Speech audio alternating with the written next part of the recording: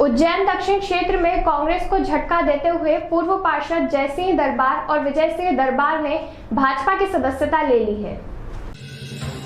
दरबार बंधुओं ने बुधवार को भोपाल में भाजपा की सदस्यता ग्रहण की।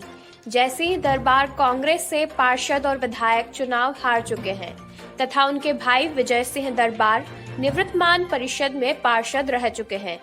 मुख्यमंत्री शिवराज सिंह चौहान ने भाजपा में आने पर उनका स्वागत किया। उज्जैन दक्षिण विधानसभा क्षेत्र में राजनीति करने वाले पूर्व पार्षद जयसिंह दरबार और विजय सिंह दरबार सदस्यता ग्रहण कर ली है। सीएम हाउस में विधायक दल की बैठक के दौरान मुख्यमंत्री शिवराज सिंह चौहान ने भाजपा में आने पर उनका स्वागत किया। दक्षिण क्षेत्र में वर्चस्व के कारण वे निर्दलीय चुनाव भी लड़ चुके हैं। दरबार ने कहा कि कांग्रेस की उपेक्षा के चलते और भाजपा की नीतियों से प्रभावित होकर भाजपा की सदस्यता लेना तय किया। दरबार भाइयों के भाजपा में आने से कांग्रेस को और उज्जैन दक्षिण क्षेत्र में बड़ा नुकसान बताया जा रहा है, जबकि भाजपा को बड़ा फायदा यह होगा कि कांग्रेस से या निर्दलीय लड़ने की स्थिति में जो वोट दरबार के खाते में आते थे वे अब भाजपा के खाते में आने की संभावना है। इसे भाजपा की आगामी विधानसभा चुनाव की तैयारी से जोड़कर भी देखा जा रहा है। उज्जैन दक्षिण से उच्च शिक्षा मंत्री डॉक्टर मोहन यादव विधायक हैं। दरबार के भाजपा में आने की घोषणा के मौके पर सीएम के साथ डॉक्टर यादव, जल संसाधन मंत्री तुलसी सिलावट, विधायक पारस जैन मौजूद थे। उसमें पूरे देश के अंदर कांग्रेस लगातार सिमटती जा रही है और कांग्रेस में अब आने वाला कुछ बचा नहीं है। और हम सब समझ सकते हैं कि जो काम करने वाला व्यक्ति है वो कोई ना कोई प्लेटफॉर्म अच्छा पसंद करेगा। उसी नाते से कांग्रेस के कई अच्छे लोग बीजेपी में लगातार जुड़ते जा रहे हैं। और ये बात भी सही कि हमने सिंधिया जी हो, उनके साथ वाले हो, बाद वाले हो, जिन जिन लोगों को लेकर के आए, बीजेपी ने हम सभी का यथायोग्य सम्मान के साथ उनकी जो नेतृत्व क्षमता है, उनके अंदर जो समाज सेवा का भाव है, उसको पुष्ट करने के लिए उनको मौका दिया है। यही कारण है कि जयसिंह दरबार, विजय सिंह दरबार यहाँ से जुड़े हैं। हमको मालूम है पूर्व विधायक कीर्ति भार्गव जी भी हमारे साथ जुड़ी थी, वर्तमान में राजन भारती जी भी हमारे साथ जुड़े हैं। अब लगातार भाजपा का परिवार बढ़ रहा है और हम सब मिल करके उज्जैन की सेवा करेंगे, बाबा महाकाल की नगरी के विकास में सब लोग सहयोग करेंगे। इसी प्रकार से मैं अपने पार्टी के अंदर और भी भावी इस प्रकार से जो आने वाली संभावना है उन पर भी काम कर रहा हूँ। भगवान चाहेगा तो बहुत अच्छे रिजल्ट मिलेंगे। इस विषय में कांग्रेस के वरिष्ठ नेता राजेंद्र वशिष्ठ ने कहा कि कांग्रेस पार्टी समुद्र की तरह है, किसी के आने जाने से पार्टी को कोई फर्क नहीं पड़ता है। जिनका कांग्रेस की नीति में विश्वास है वही सच्चा कांग्रेस कार्यकर्ता है। भारतीय राष्ट्रीय कांग्रेस एक विचारधारा है, एक समुद्र है और इस विचारधारा और समुद्र से किसी के जाने से कहीं कोई रत्ती भर भी फर्क नहीं पड़ता। अस्वस्थ विचारधारा, अस्वस्थ आचरण के जाने से विचारधारा और समुद्र स्वस्थ होता है।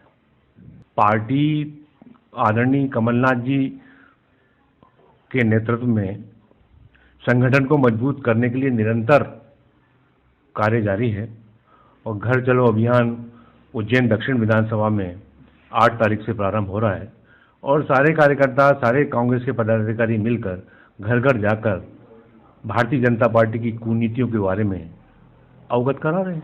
भाई आप ये नहीं लगता बीजेपी पार्टी अब कमल बीजेपी बनती जा रही है? अभी तो भारतीय जनता पार्टी के लोगों को सोचना चाहिए, ये उनका विचार है। कहीं कांग्रेस नेता बीनू कुशवाहा ने इस दल बदल को दुर्भाग्यपूर्ण बताया। बीनू कुशवाहा ने कहा कि उन्होंने दरबार को कांग्रेस छोड़कर जाने से मना भी किया था, मगर जयसिंह दरबार ने बात नहीं मानी। जो विरोध करता है, जो लगातार विपक्ष में आके मुद्दे उठाता है, उनके सबके खिलाफ कुछ ना कुछ कार्रवाई आप सभी मीडियाकर्मी देखते ही हैं। आप भी उसको छापते हैं कि आज ऐसा हो गया, आज वैसा, कहीं एमओस का बहाना लिया जाता है, कहीं किसी का धंधे, अभी दिनेश बोस को बंद कर दिया गया। अगर इतना बड़ा मामला था, मेरे ख्याल से 31 करोड़ की जो रिकवरी दिनेश जैन बोस पे निकाली गई थी, और अगर 31 करोड़ का मामला था तो मेरे को तो लगता है सुब्रत राय जैसा इनको जेल में होना था। अभी तक जमानत क्यों दे दी कोर्ट ने? कहीं ना कहीं उसे पॉलिटिकली रूप दिया गया था, कहीं ना कहीं कोई बड़ा लीडर उनके पीछे होगा, जो उसकी गिरफ्तारी सुबह 6 बजे कर ली गई। जब वो महिदपुर अपने निवास पे था तो उसको सूचना देके ही बुलाया जा सकता था। पर अब ठीक है, विपक्ष का काम जो करना रहता है हम लोग करते हैं। तो क्या ये माना जाए कि दरबार की तरफ कोई दबाव?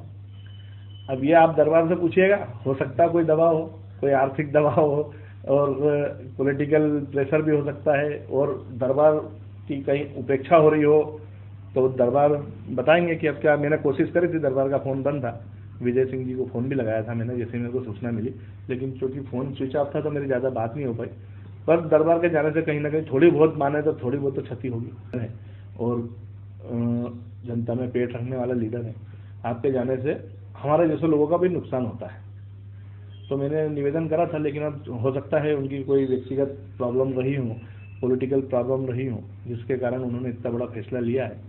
अब वो ज़्यादा समझते हैं और उनके जाने से निश्चित तौर पे कुछ ना कुछ क्षति कांग्रेस को होगी, भविष्य में होगी या अभी होगी। और अब यूँ तो बड़े बड़े लीडर भी चले गए हैं, तब भी कांग्रेस चल रही है, भाजपा के लीडर भी चले जाते हैं तब भी भाजपा चल रही है। पर थोड़ा समय लगेगा, बड़ा नेता अगर जाता है तो उसमें कुछ ना कुछ पार्टी में दिक्कतें आती हैं। दरबार क्योंकि हमेशा से बागी कहलाए हैं, पार्टी के विरुद्ध भी कई बार उन्होंने निर्दलीय चुनाव लड़ा है। इन सारी चीज़ों के लिए हाईकमान है, और हाईकमान ही डिस्कस करता है कि किसको लेना चाहिए था। अगर नहीं लेना था तो उसी समय नहीं लेना था, फिर कांग्रेस में लिया और